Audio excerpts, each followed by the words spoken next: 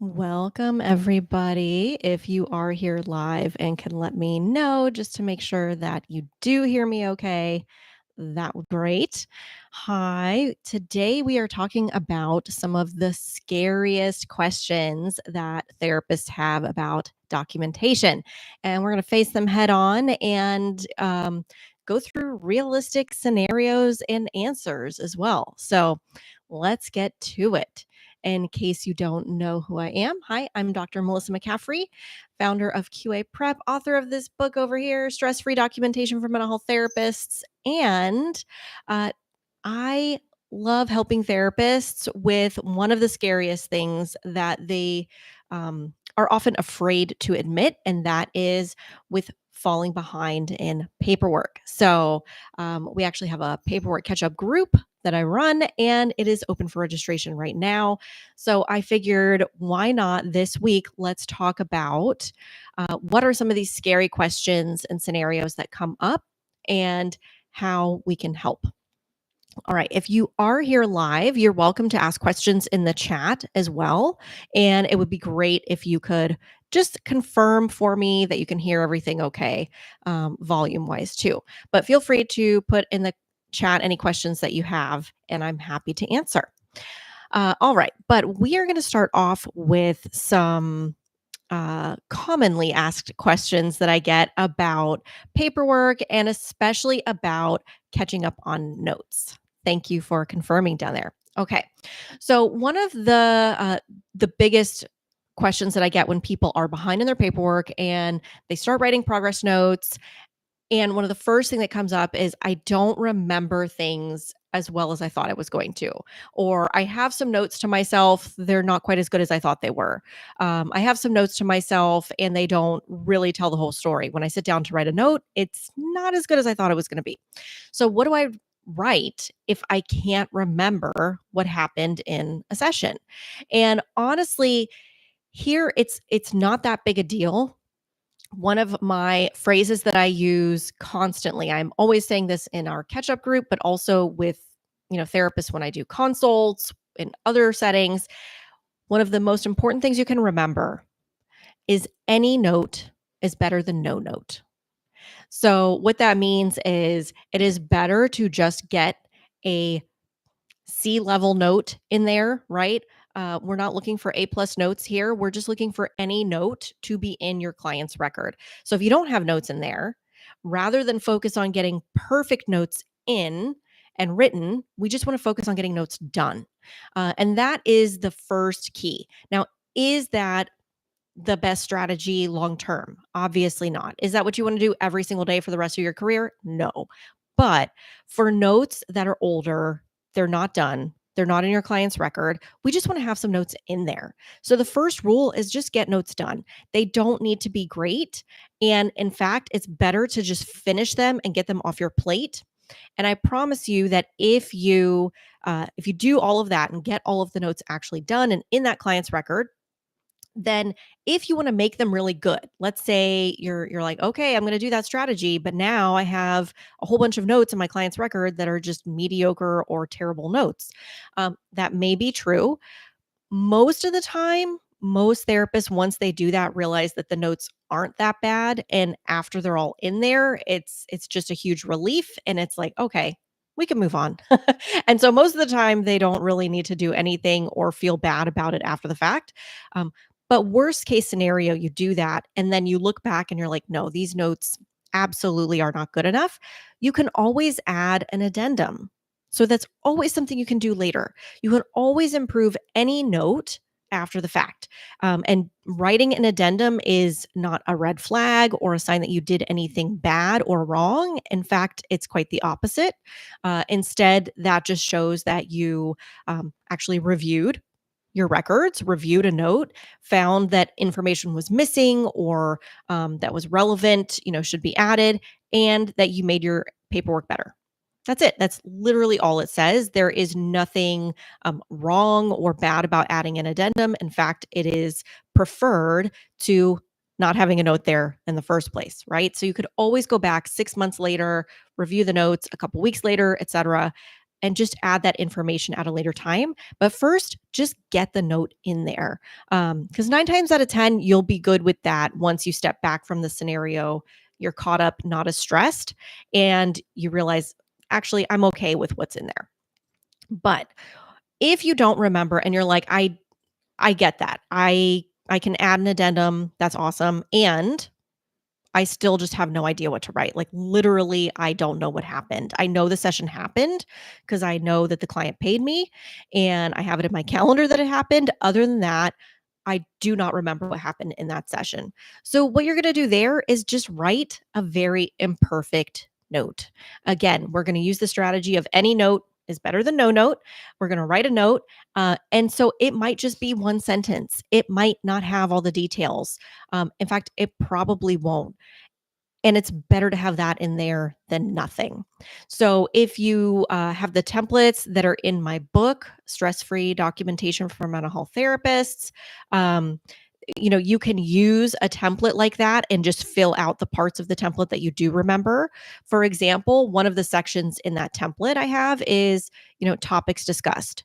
So you could write a sentence that says, client attended session, topics discussed included, or topics we discussed today were, and then just list out the topics. Oftentimes, you may not remember details of a particular session, but you do remember, for example, that the client was going through divorce at that time, or that the client had just been expelled from school around that time, or that they were new. And so you were going through specific things that are common to that period. So you might know generic topics and you could at least include that. So think of those more as a list rather than full sentences you need to write out. Just think, topics discussed included, and list out whatever generic topics you could pretty much guarantee that you would have talked about during that session. Most of the time, that's the case. You know a little bit about what you generally would have discussed, but you aren't going to remember all the details. So, another strategy is that you can just have a couple of sentences as a blanket statement and you just copy paste. And again, it's not your greatest note. None of these will be your greatest work as far as progress notes go, right? So that ship has already sailed. Like, we're not writing our best notes when we're writing really late notes, and especially if you don't remember what happened. But I do still think it's important to include something. So you can instead write a note that says something like, client attended session, we discussed, we discussed whatever topics. And then you could say, reviewed treatment goals or worked on treatment goals. Next session is scheduled for, and then just include whatever the date for the next session was. And so, is that a helpful, great note? No, it is not a note that I would recommend that you would do for a session that happened today, for example. But it's a copy paste type of statement that you can use to just get something in there. And oftentimes, what happens is once you have a way to initiate that action and just get started with the notes, then you will remember a few details and you'll be able to go back and add a couple of addendums and add some details to a few sessions. Or you'll be able to add a little bit more to that blanket statement that I just gave you.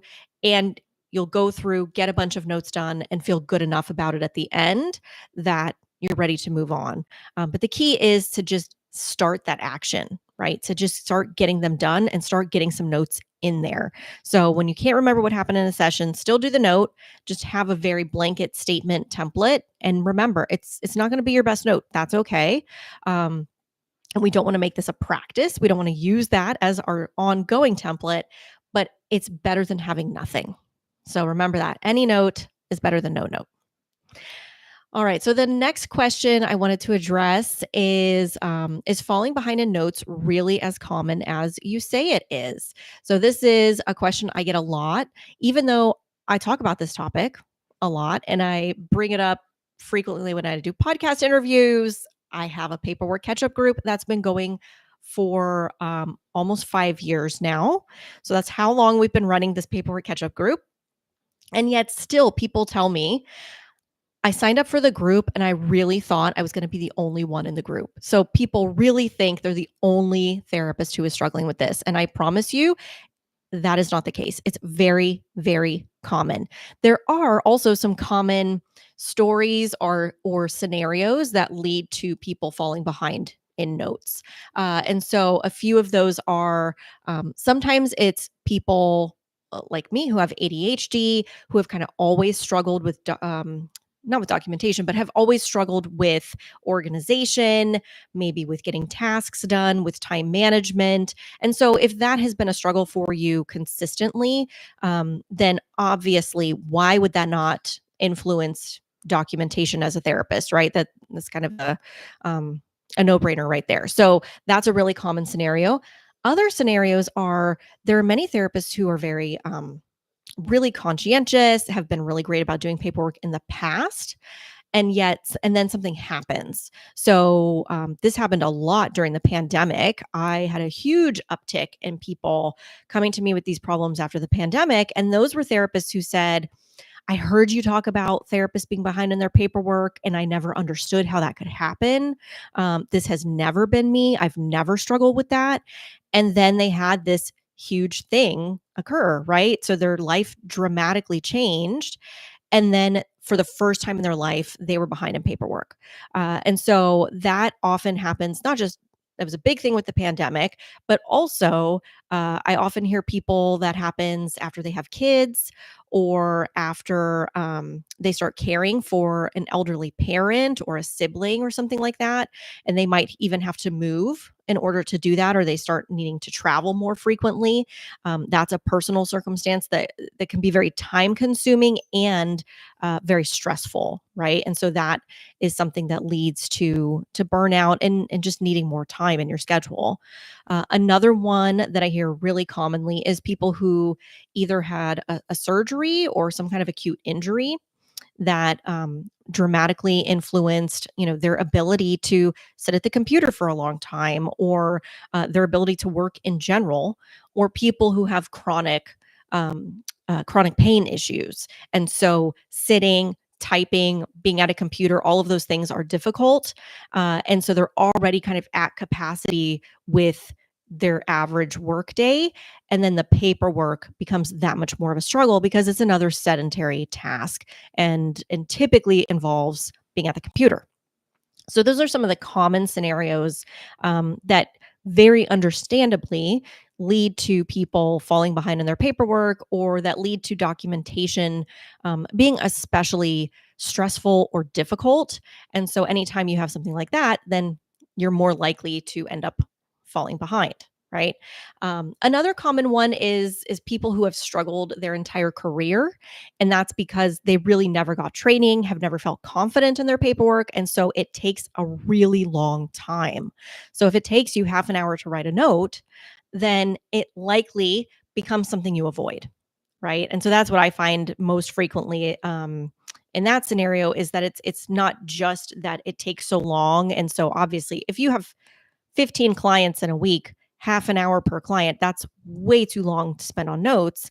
And so pretty much anyone in that scenario just doesn't do notes, right? They end up only doing one or two notes a week or something like that, or only notes for certain clients because it's just too overwhelming. And then the process of documentation becomes so stressful that they want to avoid it.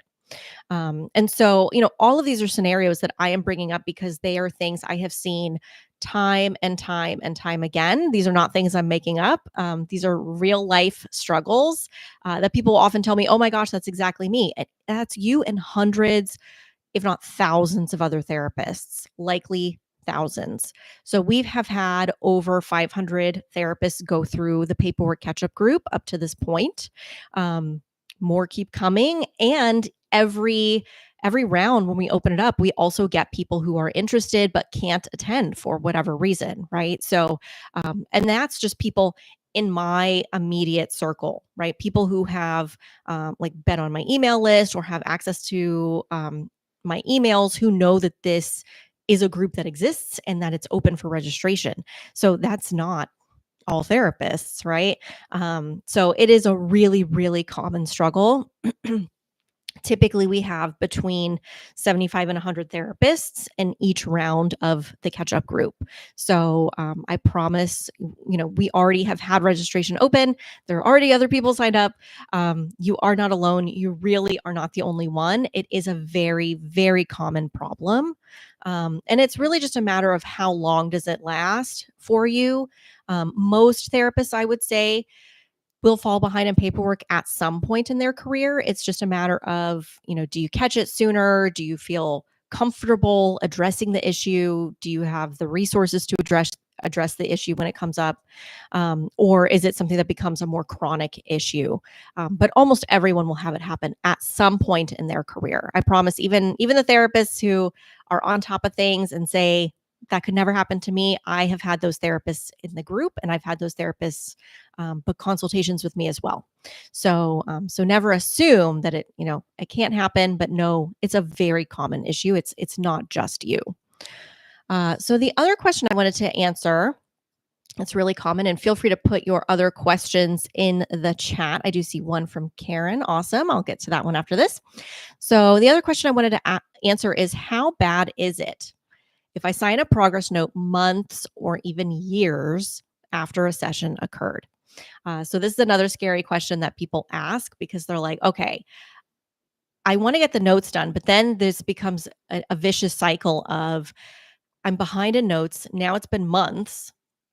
Now I'm avoiding the problem because it feels so big. Now I want to tackle the problem. And then there becomes another block, which is, oh no, what do I do? Everybody's going to know that these notes are really late. Do I sign them from today? Is that okay? How do I sign them? And so it's not just that people fall behind in notes, it's that as they start to try and address the problem, these other barriers come up, right?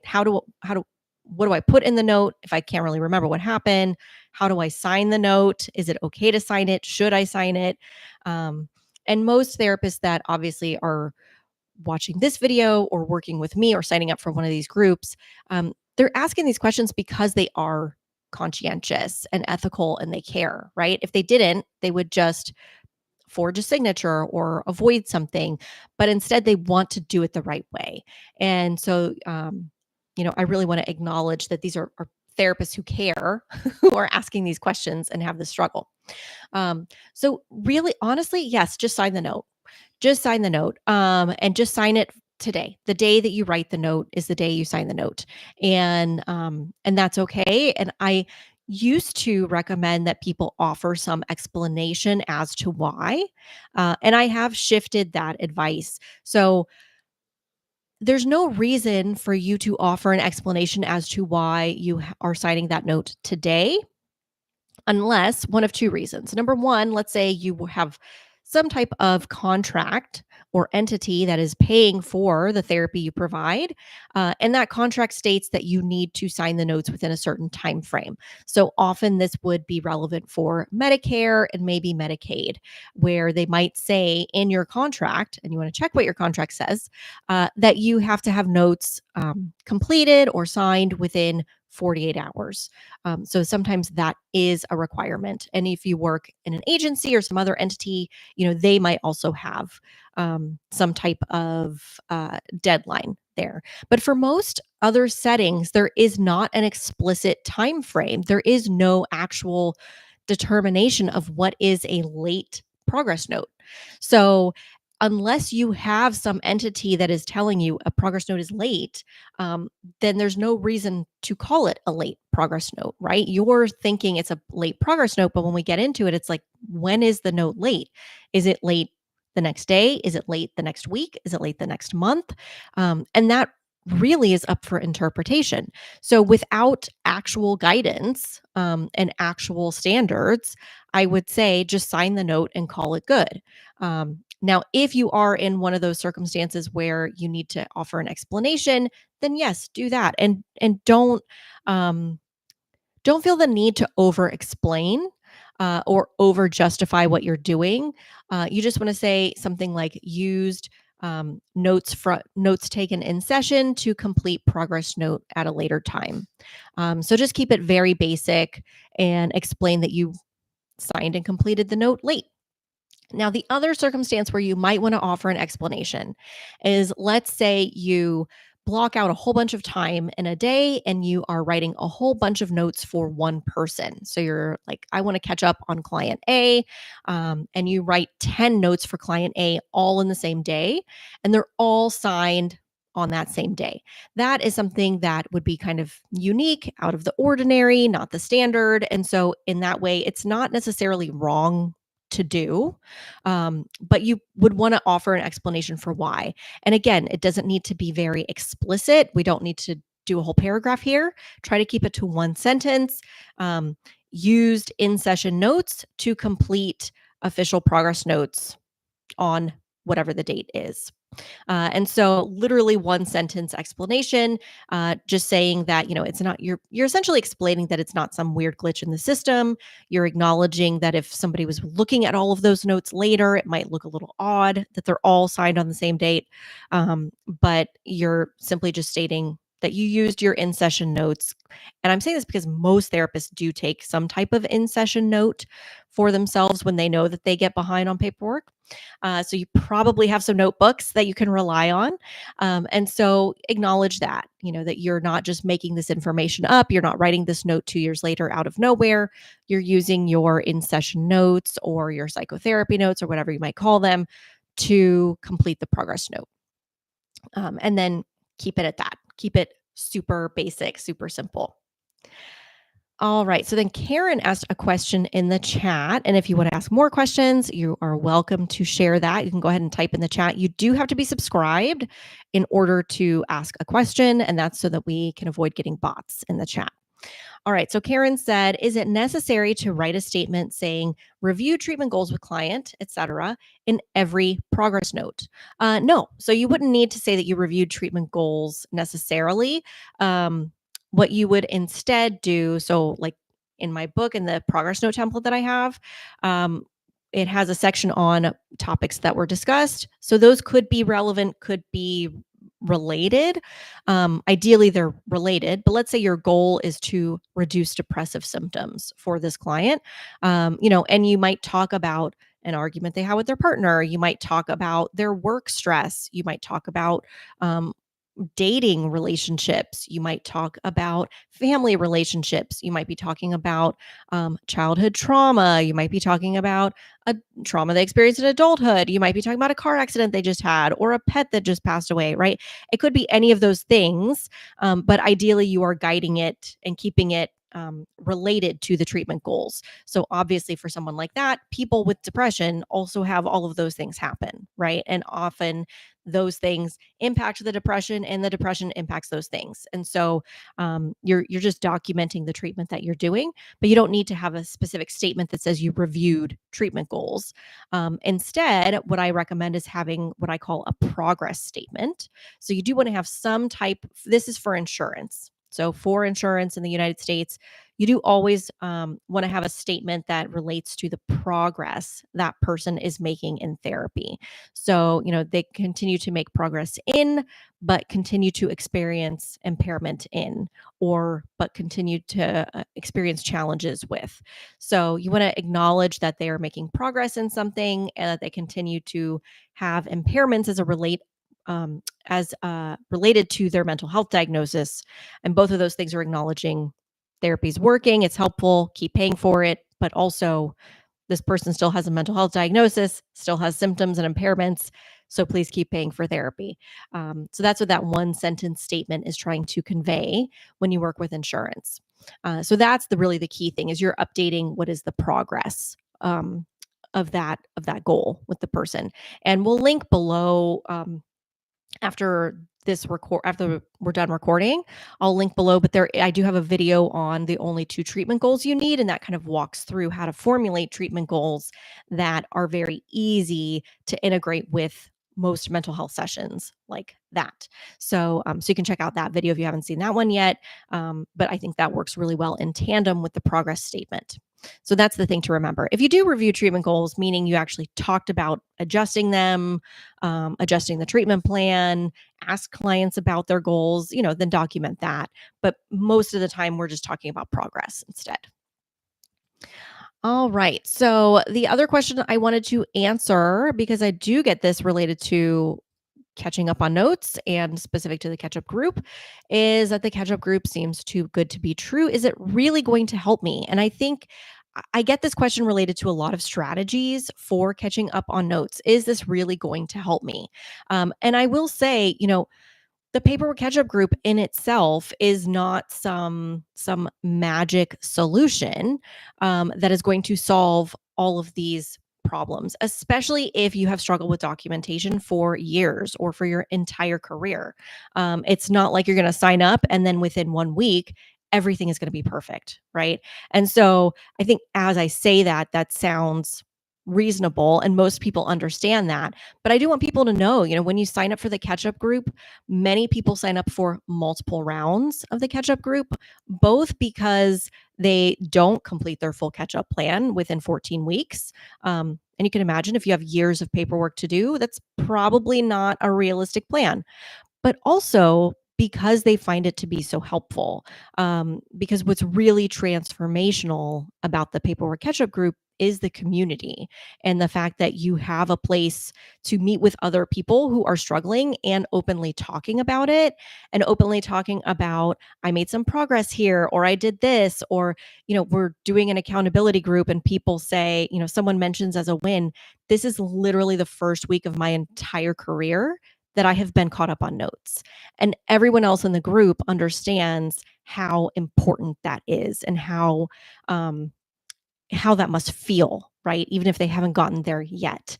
And so people in the group also understand when someone comes in and says, um, I was feeling so good. I was getting everything done. And then this one thing happened and I let myself get behind. And then I didn't attend the group for 2 weeks because I was embarrassed and wanted to avoid it. And I didn't want to show up today and say that I haven't gotten anything done in the last 2 weeks and that I've been behind on my paperwork again.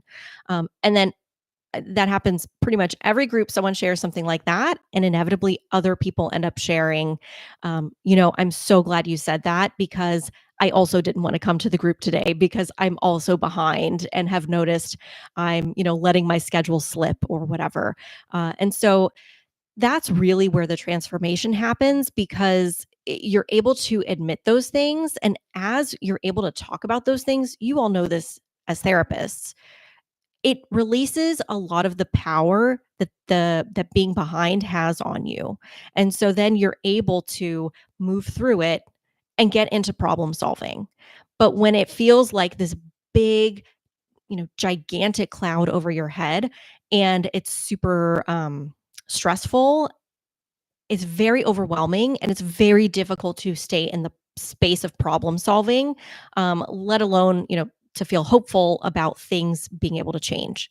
So the catch up group is really a combination of that community support and having that experience of literally showing up and seeing a bunch, not like this where you just see me, but seeing a bunch of people on a screen that also are struggling with getting documentation done.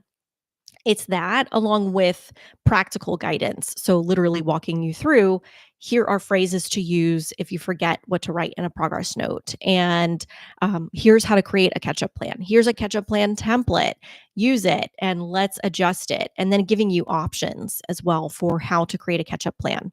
Because some people, a lot of people actually will tell me that they are too nervous to look at even how many notes behind they might be, and they know it's in the hundreds or even in the thousands, and they're like, that number would be too overwhelming, and that's okay. We can still make a catch up plan that's realistic, and that meets those needs without you needing to, admit the full number.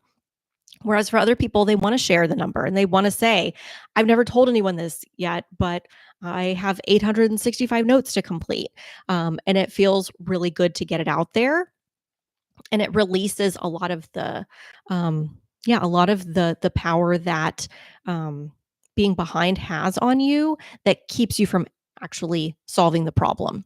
So it's very much a combination of emotional work and then practical work, literally sitting together and co-working, because that's the other part of it, is that a lot of this is just very overwhelming and it's difficult to manage on your own.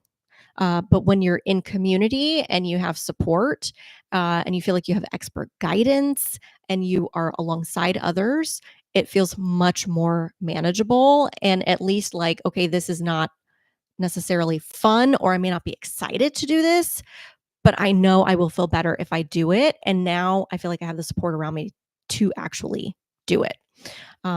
So I I do think that the catch up group is really transformational. It's really awesome. I don't think that. I know that because of what I've heard from others and seen from people who show up. And that's my commitment, is that as long as you are willing to show up, then you will get some notes done. You will make improvement. Um, and we'll be there to answer your questions and help you problem solve. So, will it help you? Yes. Will you get caught up in every single note you have? Maybe not. I don't know. It depends on how many notes you have. It depends on what your schedule right now looks like, right? That really depends on a lot of factors. But regardless, we do work through that, and can do that individually with you to help you and make sure that you do have a realistic plan. All right. So Lala asked a question in the chat, a little off topic, but is it acceptable to use a virtual background for remote sessions from home? I think so. I think it probably depends on what it is. I don't know. We could get different, feel free to add a comment if you have a different opinion there, but I think it just depends on what it is. And as long as it's not distracting to people. So I've seen some people who do those backgrounds really well, and others where it's very obvious and you're seeing like right behind their head, um, like totally different backgrounds, and it gets a little distracting. And that's another one of those scenarios where you could always ask your clients too. Like, I use this background because I have whatever behind me, but is this one distracting for you in any way? Because you can always change those. So that's an option too. And you can always get those um, like big screens that you can put behind you. That's always um, an option if you just need to hide whatever is behind you more than, and that's the reason you want to have it. You could always just have a blank color behind you. All right. Any other questions before we finish up for today? Talking about your scariest questions, which, yeah, typically are around catching up on notes, not having notes done, not having notes be good enough. Um, I get a lot of questions about that. And I can promise you, I have yet to see a therapist who has lost their license because of documentation. Um, I have seen, board investigations where people get in trouble for things like not having paperwork in there, or not doing an intake assessment at all, or not having forms signed or even completed with people, right? Those things all make sense. But even in those scenarios, people are not losing their licenses over that. They are typically getting reprimanded for something related to that, but then being reprimanded further because of whatever the board complaint was. So if that was, it's usually a consent related issue. So a client didn't feel like they understood what the relationship was, or the therapist was not clear about, or was unethical about the relationship. And so then a board complaint happens, and then the documentation doesn't support the therapist in that circumstance. So that's what I see. But honestly, the big scary questions, so many people are worried that they're going to be reported to the board and then they're going to lose their license and all these things are going to happen. And I have yet to see that just because of documentation. It's typically because of the other action of the therapist that led to it. And then the documentation is on top of that. So, they don't have to be big, scary questions. And if you have them, I'm here to answer them. I have seen all of the worst case scenarios, I promise, and can walk you through what realistically will happen. So, if you are interested in joining the Paperwork Catch Up group, we have registration open for through next week until August 4th. We would love to welcome you into the group. I'm going to grab the link and put that in the chat here in case you're interested in looking into that. If you're watching this later and you're like, I missed registration, then sign up for the waitlist. We'll have that at the same link and you can be added, and we'll let you know next time registration is open. Let's see. I'll put the link here in the chat. Okay. I put that in the chat. We'll put it'll also be in the description below this. But yeah, even if you're not ready to sign up with us right now or you're watching this later, get on the wait list. You'll get notified the next time we open up registration. It's typically in August and January, February that we start. So there's a heads up on when you're likely to hear about it. All right, everybody. Thank you so much for watching. Thanks for asking these questions. Feel free to ask more questions in the chat and we can keep the conversation going in the comments below in the recording. And in the meantime, happy writing, everybody. Bye.